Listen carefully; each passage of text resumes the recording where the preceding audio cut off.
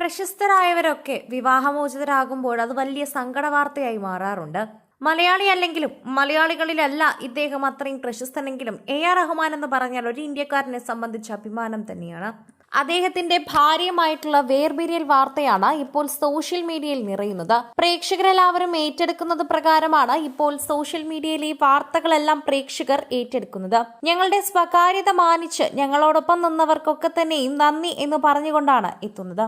ഈ ബന്ധം 30ലേക്ക് എത്തുമെന്ന് ഞങ്ങൾ കരുതിയിരുന്നു, പക്ഷേ എത്തിക്കാനായില്ല. 29 വർഷം നീണ്ട ദാമ്പത്യമാണ് സൈറയും AR റഹ്മാനും ഇപ്പോൾ അവസാനിപ്പിച്ചിരിക്കുന്നത്. 3 മക്കളുണ്ട് താരകുടുംബത്തിൽ. എന്റെ വസ്ത്രങ്ങൾ തിരഞ്ഞെടുക്കുന്നത് പോലും ഭാര്യയായിരുന്നുവെന്ന് സൈറ ഭാനുവിനെ പറ്റി ഒരിക്കൽ റഹ്മാൻ പറഞ്ഞ വാക്കുകൾ ഇപ്പോഴും എല്ലാവർക്കും ഓർമ്മയുണ്ട്.